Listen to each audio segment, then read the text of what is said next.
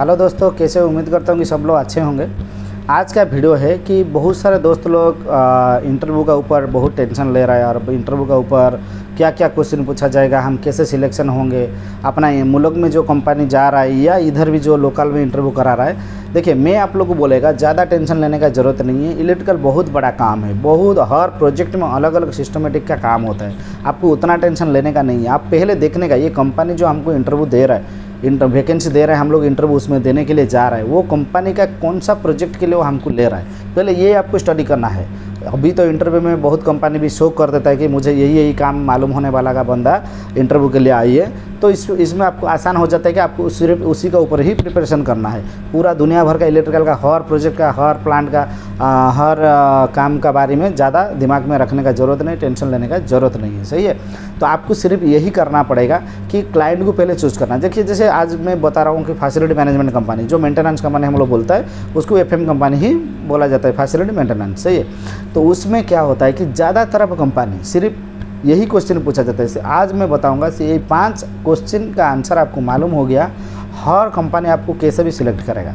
ज़्यादा आपको और जानकारी रखने का ज़रूरत नहीं है, या आपका दिमाग का ऊपर इतना लोड प्रेशर रखने का भी ज़रूरत नहीं। जो आपको पूछा जाएगा उसको भी आप भूल जाए। सिर्फ आज ये वीडियो पूरा देख लीजिए, और ये वीडियो का हिसाब से मैं जो आंसर बोल रहा हूँ वो आंसर आप याद रखिए। उसके साथ साथ वो एक आंसर का ऊपर आप भी रिसर्च करिए, आप भी स्टडी करिए, और भी अच्छा से बेहतरीन से आप उसको एक्सप्लेन करेगा तो और भी अच्छा होगा। लेकिन मैं मोटा मोटी आपको शॉर्ट में बता दूंगा, जो कम रहेगा तो चलेगा। सही है, मैं ये टेक्नीशियन लेवल का ऊपर मैं ये वीडियो बता रहा हूँ। टेक्नीशियन आप लोग मालूम है कि ज़्यादातर अब इलेक्ट्रिशियन लोग को ज़्यादा मतलब इंग्लिश में बात करने के लिए इतना फ्री नहीं होता है, इतना मतलब अच्छा नहीं होता है, तो वो लोग टेंशन लेते हैं। देखिए, बिल्कुल टेंशन लेने का ज़रूरत नहीं। आप खुद स्टार्टिंग से कुछ 1-2 क्वेश्चन को इंग्लिश में एक्सप्लेन करने के लिए कोशिश कीजिए, नहीं होता है भी आप हिंदी में कर सकता है। सही है, तो इधर हर कंपनी में इंटरव्यू जो होता है वो हिंदी में ही होता है। इंग्लिश जिसको बहुत ज़्यादा नॉलेज है स्पीकिंग करने का, बोलने का, उसका जो टॉकिंग लैंग्वेज है बेहतर है, अच्छा है, तो वो इंग्लिश में भी कर सकता है, कोई दिक्कत नहीं है। लेकिन नहीं है तो आपको हिंदी में ही आप बात कर सकते हैं। तो यही पूछने का कि मैं जो बोला आपको, कि मैं ही बोला कि मेरा नाम कमलाकांत भूया हूँ, और मैं लास्ट 15 साल से मैं इधर दुबई का, UAE का अंदर में काम करता हूँ। मैं इंडिया का रहने वाला हूँ, और मेरा क्वालिफिकेशन जो है इलेक्ट्रिकल डिप्लोमा है, और उसका बाद में मैं यही काम कर सकता हूँ बोल के इतना ही आप सिर्फ बता देंगे तो आपको फर्स्ट क्वेश्चन का आंसर आपको हो ही जाएगा। सेकंड में आपको पूछा जाएगा, फर्स्ट मतलब ये हर इंटरव्यू में हर आदमी को पूछा जाता है, ये सिर्फ नहीं है कि इलेक्ट्रिशियन को पूछा जाएगा। तो इलेक्ट्रिशियन का जो फर्स्ट क्वेश्चन अभी हम लोग स्टार्ट करेंगे। 1 नंबर में क्या है, कोई भी कंपनी आपको पहले फैसिलिटी मैनेजमेंट में आपको कंट्रोल पैनल का ऊपर पूछेगा कि आपका पंप या मोटर वो कैसे चालू होता है। आप ये सोचने का कि हमारा जो पंप है या मोटर है वो कैसे चालू होता है। ये आपको सबको मालूम है कि आप लोग पहले से काम करके इंटरव्यू के लिए आ रहा है, या जो काम नहीं किया फ्रेशर आदमी वो कम से कम पढ़ा है, ITI में या डिप्लोमा में पढ़ा है प्रैक्टिकली में, कि मोटर हमारा कैसे काम करता है। यही आपको थोड़ा सा बताने का कि सर हमारा जो मोटर है, कई मोटर हमारा डोल स्टार्टर में स्टार्ट होता है, कई हमारा स्टार डेल्टा स्टार्टर में स्टार्ट होता है, कई मोटर हमारा जो है यूनिवर्सल वाला वो सीरीज में भी स्टार्ट होता है, और कई हमारा जो है अभी जो नया वर्जन आया है VFD में भी हमारा स्टार्ट होता है। सही है, चलता है हमारा मोटर। तो आपको वो सब आपको पूछेगा नहीं, सिर्फ आपको ज़्यादा जो काम चलता है स्टार डेल्टा स्टार्टर का ऊपर हर कंपनी में, हर प्रोजेक्ट में, तो इसी का ऊपर पूछेगा कि ठीक है आप बताइए कि स्टार डेल्टा स्टार्टर हम लोग क्यों यूज करता है। देखिए, आप यही बोलने का कि सर स्टार डेल्टा स्टार्टर ये हमारा मोटर को चालू करने के लिए एक डिवाइस है, इसमें हमारा 3 कंट्रैक्टर आता है। एक मोटर के लिए 3 कंट्रैक्टर, 2 मोटर होगा तो 6 कंट्रैक्टर, एक कंट्रोल पैनल के अंदर 6 भी होता है। क्यों, 2 संप होगा या 2 मोटर होगा, 2 हमारा जो भी पंप होगा, नॉर्मल पंप, बूस्टर पंप जो भी है, तो इसके लिए हर एक पंप के लिए 3 कंट्रैक्टर लगता है। एक मेन है, बाकी एक स्टार है और एक डेल्टा है, ये आपको बताना है। उसके बाद बोलने का कि सर हमारा जो मेन कंट्रैक्टर है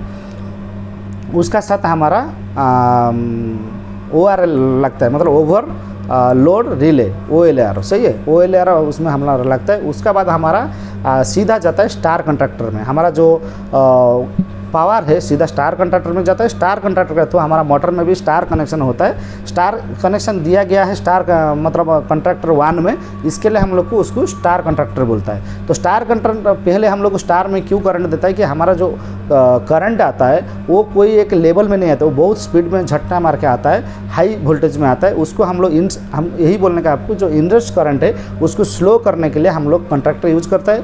हमारा स्टार में क्या होता है कि वोल्टेज कम जाता है, जिस वजह से हमारा मोटर स्लो ही स्टार्ट होता है। फिर भी उसका बाद में 5 से 10 सेकंड के अंदर जैसे टाइमिंग में हमारा टाइमर सेट हुआ होगा तो वो हिसाब से हमारा डेल्टा को कन्वर्ट हो जाता है। डेल्टा को कन्वर्ट होने के बाद जो हमारा मोटर का स्पीड है, आरपीएम है, वो हिसाब से हमारा मोटर स्मूथली चलते रहता है। तो उसमें हमारा मोटर का ऊपर कोई खतरा या कुछ भी कॉइल डैमेज होने का चांस नहीं रहता है। लेकिन खाली स्टार में हम लोग चलाएंगे तो मोटर का ऊपर बहुत सारे प्रॉब्लम आ जाएगा। सही है, तो इतना आप लोग उसको बोलने का। हर और एक आदमी और एक टाइप का बात करता है, लेकिन ये भी एक टाइप का बात है जो आप लोग सीधा इतना ही बोलेगा तो आपका एक क्वेश्चन का आंसर आपको हो जाएगा। सही है, उसके बाद में वो आपको बोलेगा ठीक है, अभी जो नया वर्जन में बहुत प्रोजेक्ट में करंट बिल बचाने के लिए, मोटर को स्मूथली चालू करने के लिए, स्मूथली स्टॉप करने के लिए VFD का यूज होता है हर कंपनी में, ज़्यादातर आपको पावर को सेव करने के लिए।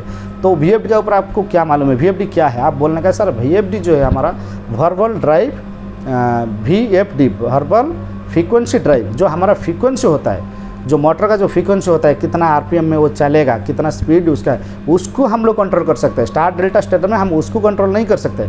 जो हमारा स्पीड होगा आरपीएम का मोटर का, वो डेल्टा में वो कंटिन्यू चलता रहेगा एक ही स्पीड में। लेकिन जो हमारा VFD है उसका वो स्पीड को, फ्रीक्वेंसी का स्पीड को कम कर सकते हैं। जितना में हम लोग उसका रेगुलेटर दिया होगा, जितना हम लोग मोड़ेंगे वो हिसाब से वो चलेगा। मतलब एक तो पहले स्टार्टिंग बहुत स्मूथली चालू होगा और बंद होने का टाइम भी स्मूथली बंद होगा, जो हमारा स्टार डेल्टा स्टार्टर वो नहीं कर पाएगा। सेकंड में क्या होगा कि स्टार डेल्टा स्टार्टर से हमारा करंट इसमें ज़्यादा यूज नहीं होगा, कम यूज होगा, जिस वजह से हमारा एनर्जी सेव होगा।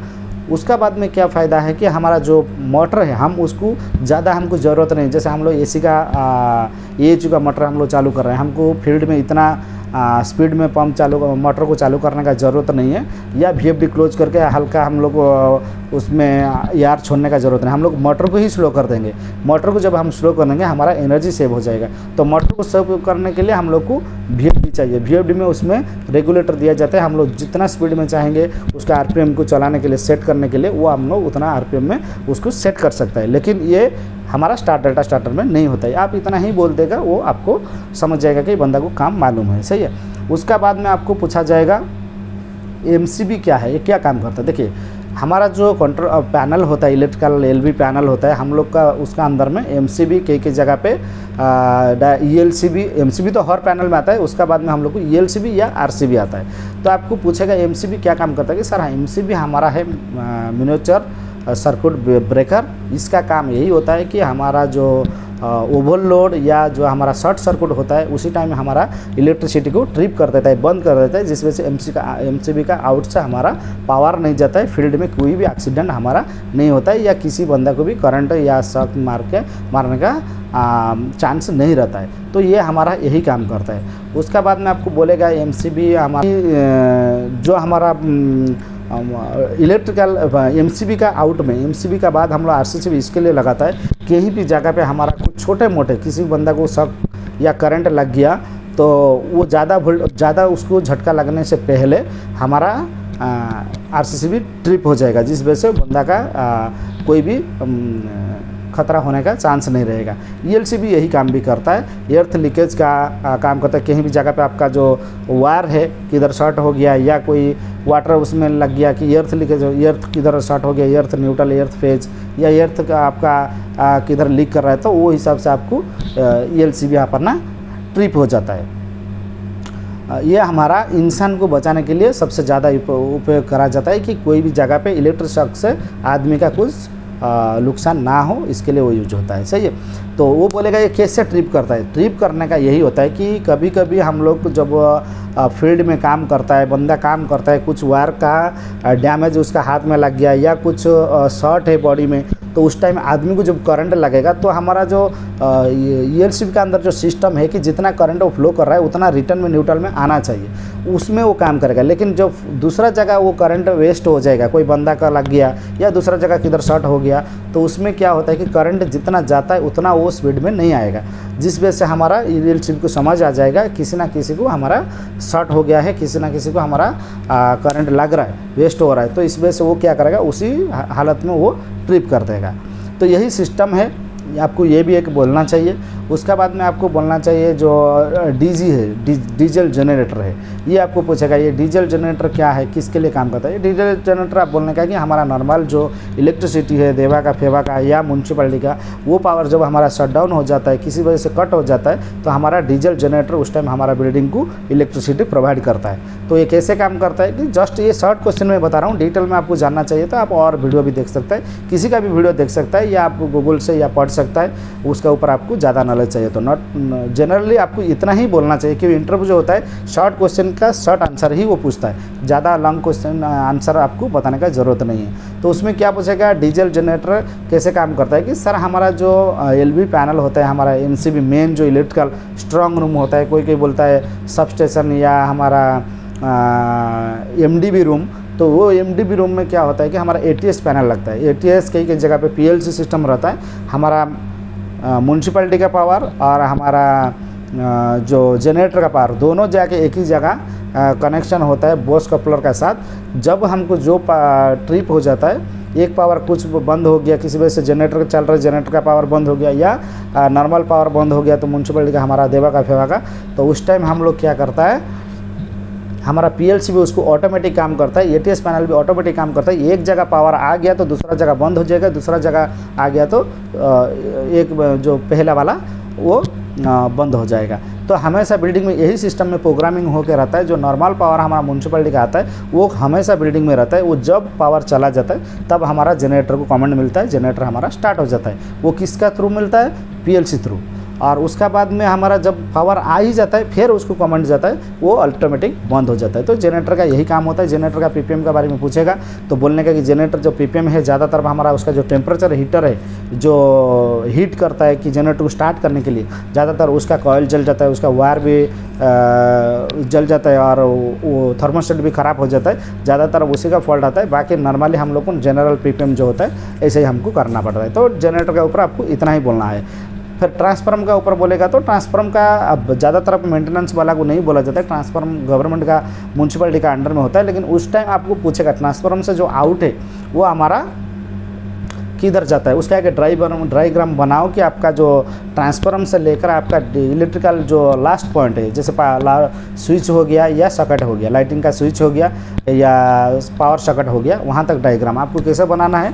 आपको पहले एक ट्रांसफार्मर यार्ड बनाना है, उसमें से आउट उसका देने का MDB रूम में, MDB रूम से SMDB रूम को देने का, SMDB रूम से आपको DB रूम को देने का, DB से आपको पावर सॉकेट या लाइट पॉइंट को देने का। ये हिसाब से एक पेपर में डायग्राम बना के आप दिखा सकता है, लिख सकता है, नहीं तो मुंह में भी आप बोल सकता है। जैसे मैं आपको बोला कि सर हमारा ट्रांसफार्मर से आउट आएगा MDB रूम, MDB रूम से जाएगा SMDB रूम, SMDB से जाएगा हमारा DB रूम, DB से हमारा जाएगा फील्ड में जो हमारा लाइटिंग होगा या पावर होगा या जो भी डिवाइस होगा जो यूज होता है। तो ऐसे आपको ये बोलने का, यही 5 क्वेश्चन का आंसर आप अच्छा से मतलब कॉन्फिडेंस के साथ मैं जैसे बोल रहा हूँ, रुकावट नहीं है, मतलब स्पीड में बोलने का। ऐसा नहीं है कि सोच के ठंडी हो के आप उसको एक्सप्लेन करेगा, आप कितना भी काम मालूम है। वो आपका इंटरव्यू का टाइम सिर्फ आपका क्वेश्चन का आंसर को वो स्टडी नहीं करता है, वो देखता है बंदा का मतलब बोलने का तरीका क्या है, उसका अंदर का एनर्जी क्या है, उसका अंदर कितना और भी कॉन्फिडेंस है, वो क्या क्या और भी कर सकता है। सही है। तो वो हिसाब से आपको बोलने का पूरा स्पीड में सीधा, आपको डरने का नहीं है कौन बैठा है क्या बैठा है, भले हमको जॉब मिले नहीं मिले, ये जाएगा तो दूसरा आएगा, उसमें कोई प्रॉब्लम नहीं है। हम लोग को ऐसा नहीं है कि कोई एक इंटरव्यू में जाता है और उसी में हम लोग पास होकर सिलेक्शन होकर आने के लिए ये सोच के कभी भी इंटरव्यू नहीं आने का। आपका कॉन्फिडेंस, आपका टैलेंट आपको दिखाना है, आपका किस्मत में जहाँ होगा वो जॉब आपको मिल जाएगा। सही है। लेकिन अपना टैलेंट होना चाहिए, अपना मेहनत होना चाहिए, अपना जो काम है वो आपको करना है। भले उसका रिजेक्ट कर दिया क्लाइंट तो दूसरा किसी का क्लाइंट आपको एक्सेप्ट करेगा, तो वो प्रॉब्लम नहीं है। सही है। तो यही था छोटा सा वीडियो में मैं बताने के लिए। बहुत सारा आदमी मेरा बहुत वीडियो देखा लेकिन वो लोग बहुत कन्फ्यूज हो रहा है, तो जिस वजह से मैं बोला कि आपको कन्फ्यूज होने का ज़रूरत नहीं है। जैसे इलेक्ट्रिकल में और भी बहुत काम है, लेकिन आपको कौन सा क्लाइंट का, कौन सा कंपनी का क्या काम के लिए आपको इंटरव्यू करा रहा है उसका ऊपर आपको फोकस करेगा तो आपका क्वेश्चन भी कम हो जाएगा, आपको प्रिपरेशन भी करना कम हो जाएगा, आपका टेंशन भी कम हो जाएगा, आपका माइंड का ऊपर जो प्रेशर है वो भी आपको कम हो जाएगा। सही है।